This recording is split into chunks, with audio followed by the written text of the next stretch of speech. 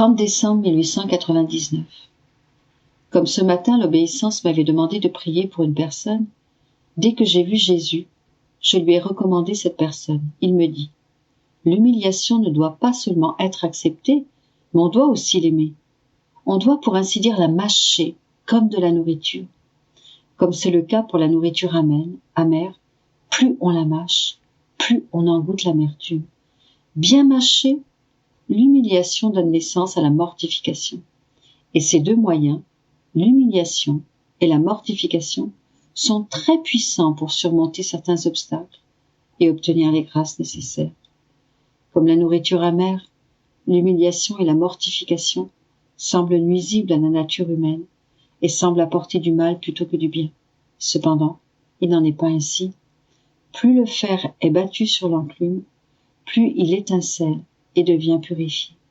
Il en va ainsi pour l'âme qui veut vraiment marcher sur la voie du bien. Plus elle est humiliée et battue sur l'enclume de la mortification, plus il en jaillit des étincelles de feu céleste, et plus elle est purifiée. «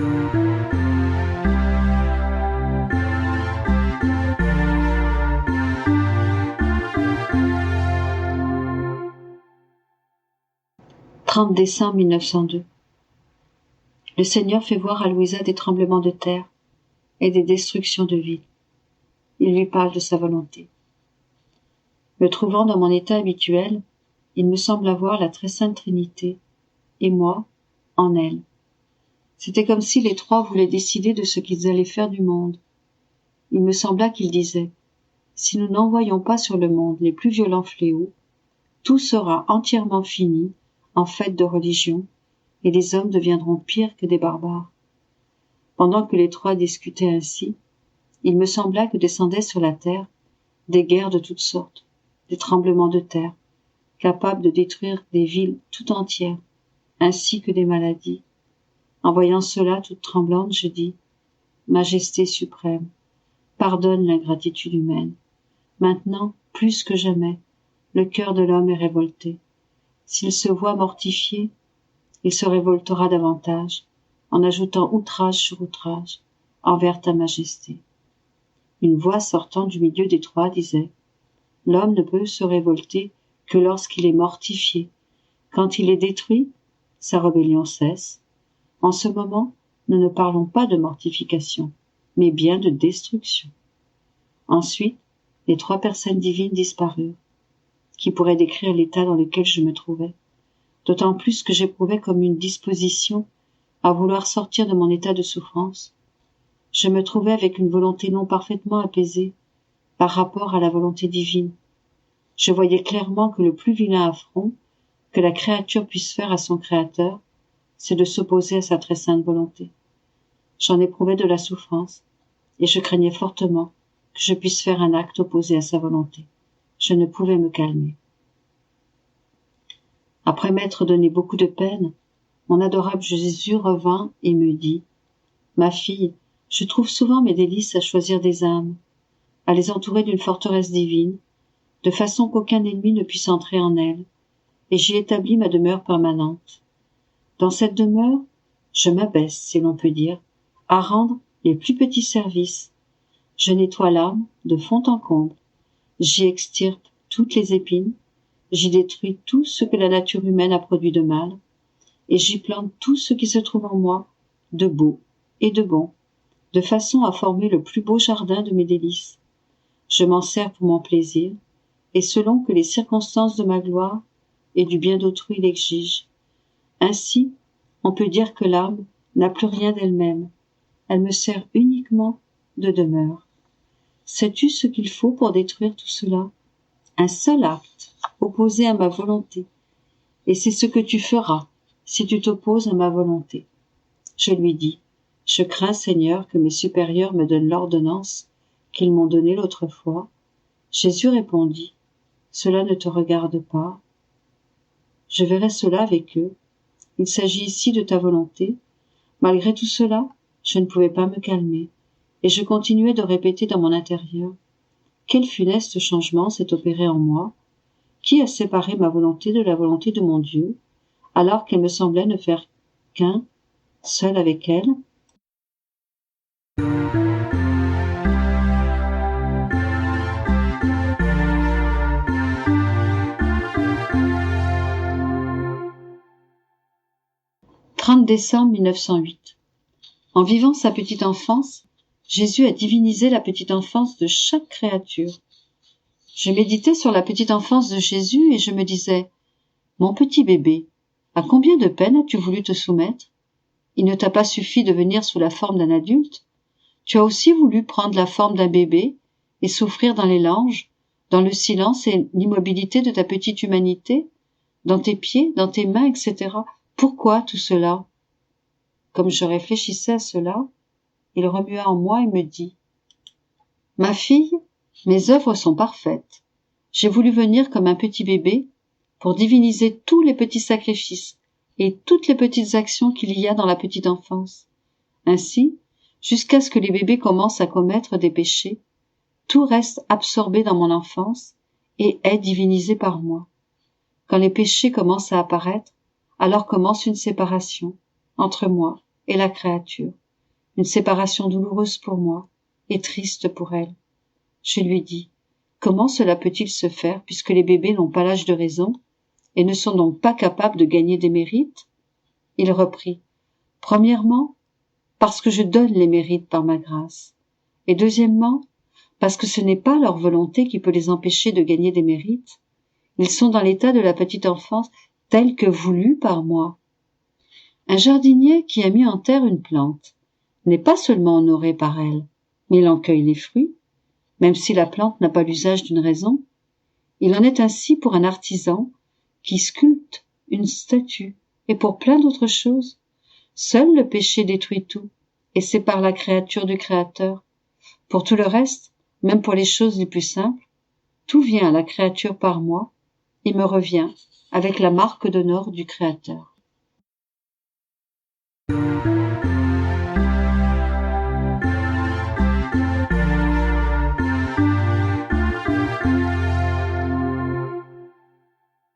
30 décembre 1916. Jésus nous laisse libres dans notre volonté et notre amour, ce qui en découle. Poursuivant dans mon état habituel, je réfléchissais sur les souffrances de mon aimable Jésus et j'unissais mon martyre intérieur à ses souffrances. Il me dit, « Ma fille, mes bourreaux pouvaient lacérer mon corps, m'insulter et me piétiner, mais ils ne pouvaient toucher ni à ma volonté ni à mon amour, lesquels je voulais libres pour pouvoir me déverser totalement pour le bien de tous, y compris de mes ennemis. Oh, que ma volonté et mon amour ont triomphé au milieu de mes ennemis. Ils me frappaient avec des fouets, et je les frappais avec mon amour, et les enchaînais avec ma volonté. Ils piquaient ma tête avec des épines, et mon amour remplissait leur esprit de lumière pour me faire connaître.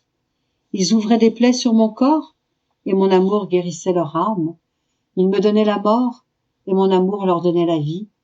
Quand je rendis mon dernier soupir, les flammes de mon amour touchèrent leur cœur, et les amenèrent à se prosterner devant moi, et à me reconnaître comme le vrai Dieu. Pendant ma vie mortelle, je n'ai jamais été aussi glorieux et triomphant que quand je souffrais. Ma fille, je fis les âmes libres dans leur volonté et leur amour. Si certains peuvent prendre possession des travaux extérieurs d'autres créatures, personne ne peut le faire de leur volonté et leur amour. J'ai voulu que les créatures soient libres en ce domaine pour que librement leur volonté et leur amour puissent se tourner vers moi et m'offrir les actes les plus nobles et les plus purs qu'il leur soit possible de m'offrir. Étant libres, les créatures et moi, nous pouvons nous déverser l'un dans l'autre, nous rendre au ciel pour aimer et glorifier le Père et y être en compagnie de la Sainte Trinité, et aussi nous tenir sur la terre afin de faire du bien à tous, de combler tous les cœurs de notre amour, de les conquérir et de les enchaîner avec notre volonté. Je ne pouvais donner une plus grande dot aux créatures. Cela dit, comment l'âme peut-elle se servir au mieux de cette liberté dans le domaine de la volonté et de l'amour? À travers la souffrance. En la souffrance, l'amour croît, la volonté se renforce, et comme une reine, la créature se gouverne elle-même et s'attache à mon cœur. Ces souffrances m'entourent comme une couronne, attirent ma pitié et m'amènent à me laisser dominer par elle. Je ne peux résister aux souffrances d'une créature amoureuse. Je la garde à mes côtés comme une reine. À travers la souffrance, La domination de la créature sur moi est si grande qu'elle lui fait acquérir noblesse, dignité, douceur, héroïsme et oubli de soi. De plus, les autres créatures se font compétition pour pouvoir être dominées par elle. Plus l'âme s'identifie à moi et travaille avec moi, plus je me sens absorbée par elle. Si elle pense, je sens mes pensées absorbées par son esprit. Si elle regarde, parle, respire ou agit, je sens mon regard, ma voix, ma respiration, mon agir, mes pas et mes battements de cœur fondus dans les siens. Elle m'absorbe totalement, et en m'absorbant, elle acquiert mes manières et ma ressemblance. Je me vois en elle continuellement. «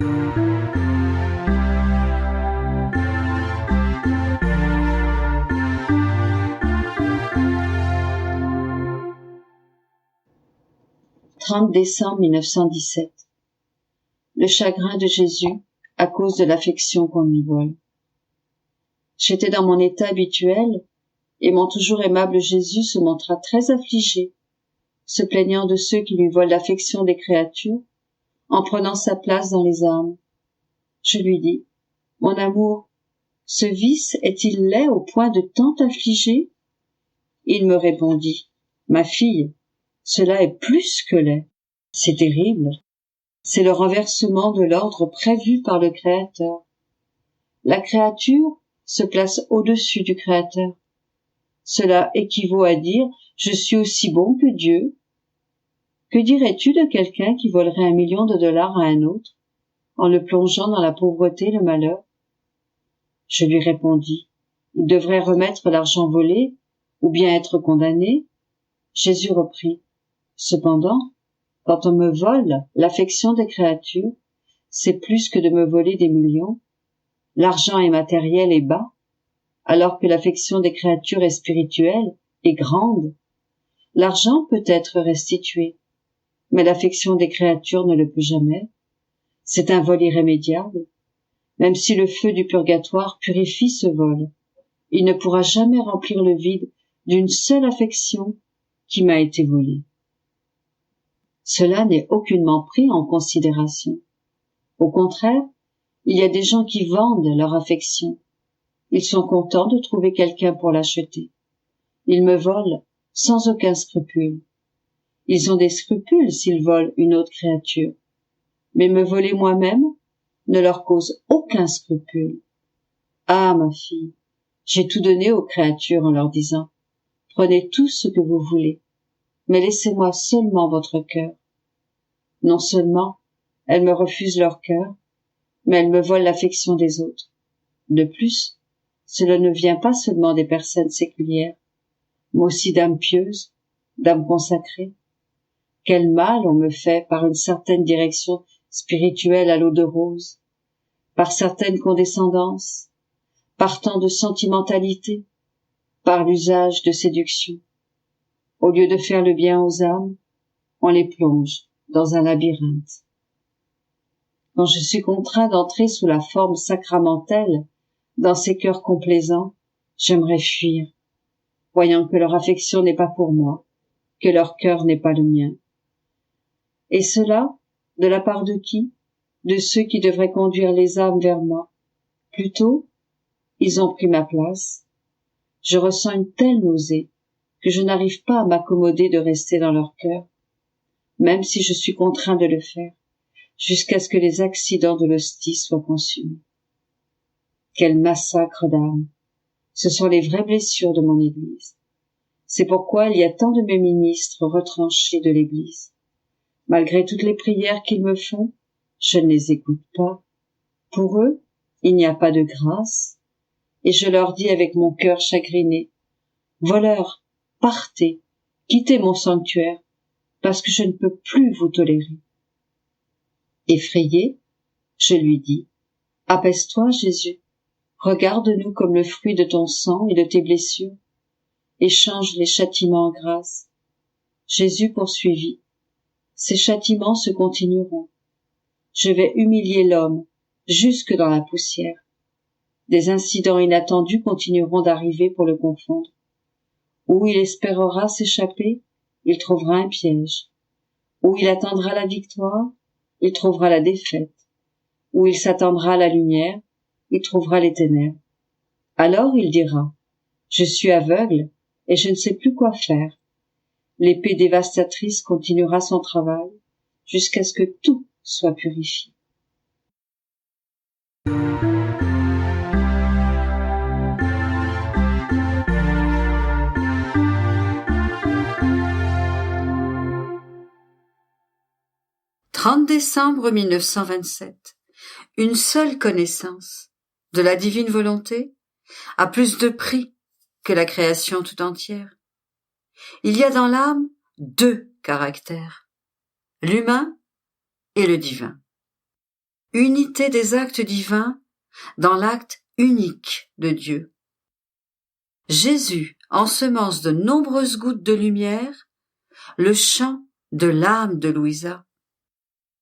Plus l'âme agit dans la divine volonté, plus elle renouvelle nos joies et nos bonheurs. J'étais, comme à mon habitude, tout abandonné dans la divine volonté à suivre ses actes. Mais en faisant cela, je pensais, mon bien-aimé Jésus s'est réduit au silence.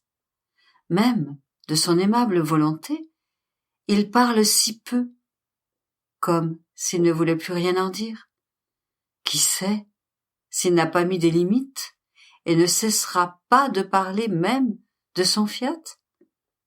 C'est alors qu'il s'est fait en mon intérieur comme un petit enfant habillé de lumière, au milieu d'un champ, qui prenait de la lumière de son propre sein pour semer dans ce champ une multitude de petites gouttes de lumière, en silence et en s'appliquant à sa tâche. En voyant que j'en restais émerveillé, il me dit, « Ma fille, tout ce que tu penses maintenant, tu le pensais alors que tu écrivais le 16e tome, en croyant que j'allais cesser de parler de ma volonté. Mais je ne faisais alors qu'ensemencer le champ de ton âme, de ces gouttes de lumière qui ont germé et fécondé dans ton champ, où ces petites lumières se sont transformées en soleils. Ces soleils sont les si nombreuses et surprenantes manifestations que je t'ai fait connaître jusqu'à maintenant sur ma volonté. Oh, comme il est beau le champ de ton âme, revêtu de ces soleils plus beaux les uns que les autres. Il s'est transformé en champ divin. Le ciel tout entier était amoureux de ce champ, et chacun, en le regardant, sentait redoubler son bonheur. Or, celui qui a planté a le droit de récolter. Et comme cette récolte est divine, j'ai le droit à titre de propriétaire de récolter et de semer à nouveau. Et c'est ce que je fais. Ne vois-tu pas combien je m'applique à lancer des semences de lumière dans ce champ, afin qu'en germant sortent les nouveaux soleils de connaissance sur ma volonté? Le travail produit le silence, et mon silence est chaleur, maturation et fécondité pour transformer les petits grains de lumière en soleil plus éclatant. Je travaille toujours en toi, d'une façon ou d'une autre. L'œuvre de ma divine volonté est longue. C'est pourquoi je suis toujours occupée et je te donne toujours quelque chose à faire. Par conséquent, laisse-moi faire et suis-moi. Je ressentais tout le poids du silence de Jésus. Je me sentais épuisée et prête à défaillir. Je me disais, pourquoi ces connaissances sur le divin fiat demandent-elles tant de travail et de sacrifice? Et Jésus, revenant vers moi, me serra très fort dans ses bras pour me réconforter et ajouta, « Ma fille, si je voulais travailler toute une éternité pour manifester une seule connaissance sur ma divine volonté, ce ne serait pas suffisant, car la valeur d'une seule de ces connaissances est telle que si tu voulais faire une comparaison, le ciel étoilé, le soleil, la mer, la terre et la création tout entière ont moins de valeur qu'une seule connaissance. Car la valeur de ma connaissance est immense, infinie et sans limite.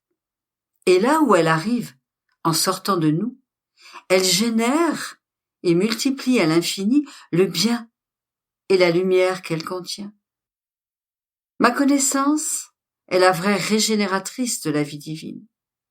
La création, par contre, ne contient pas une vertu immense, et elle est limitée.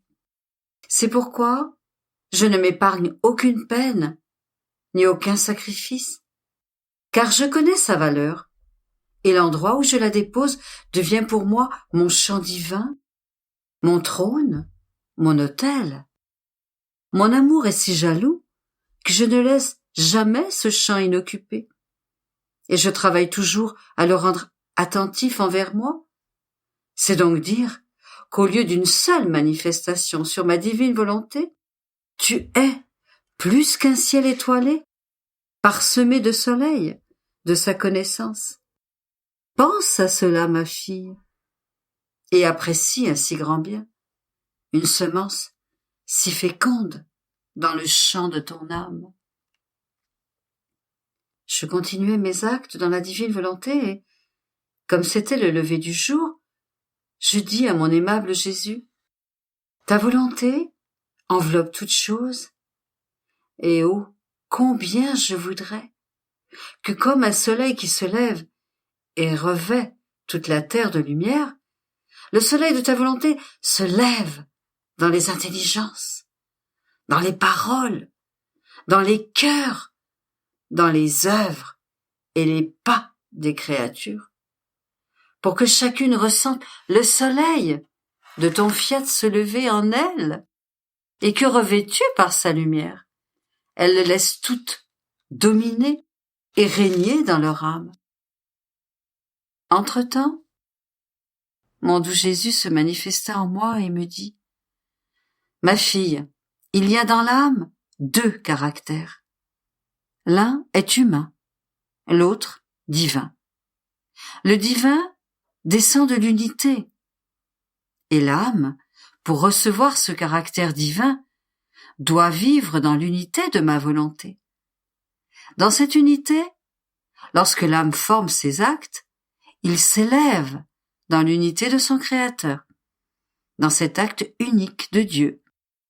Et comme en Dieu lui-même, un seul acte est formé, la lumière de cet acte unique descend sur terre, revêt toutes les créatures et, embrassant toutes choses, donne à chacune l'acte nécessaire en multipliant à l'infini la multiplicité de tous les actes possibles et imaginables. Par conséquent, lorsque la créature accomplit ses actes dans cette unité, ils acquièrent les caractères divins, et l'acte divin, étant un acte unique, ils englobent tous les actes. Oh, comme il est beau de tout faire avec un seul acte! Dieu seul possède cette vertu si puissante, qu'avec un acte unique, il peut tout faire, embrasser et opérer toutes choses. Quelle différence entre le caractère divin et le caractère humain. Le caractère humain accomplit des actes et des œuvres en grand nombre, mais la créature reste toujours encerclée dans ses actes, qui semblent ne pas avoir de lumière pour se prolonger et se diffuser partout. Ils n'ont pas de pieds pour se déplacer, et restent là où ils ont été faits. Et quoi que puisse faire la créature, ses actes sont comptés, restreints. Le caractère du mode opératoire humain est facilement annulé et n'a pas de semence de fécondité. C'est pourquoi il est si différent de celui de l'unité divine qui opère en elle. C'est pourquoi je veux que l'âme vive dans l'unité de ma volonté, afin qu'elle acquiert les caractères divins qui sont indélébiles et éternels, qui se diffusent eux-mêmes comme une lumière, se prolongent, se multiplient, se donnent à tous et ont même la primauté sur tous les autres actes. Si tu savais le plaisir que peut avoir la divinité, en te voyant si petite, t'élever jusqu'à l'unité de l'acte divin unique qui jamais ne s'arrête, unir tes actes à notre acte unique, nous donner tes actes et nous le nôtre, pour que nous imprimions en toi le caractère de notre acte unique. C'est pour nous une fête, et nous éprouvons alors le bonheur et la joie d'avoir créé la création. Aussi, afin d'être plus attentive, tu dois être convaincu que vivre dans la divine volonté est une fête qui peut amener la créature à son Créateur. Et plus tu accomplis d'actes en notre volonté, plus tu renouvelles nos joies et notre bonheur. En apportant toute la création en notre sein, tu nous donnes la gloire et l'échange de l'amour. Pourquoi nous l'avons créé?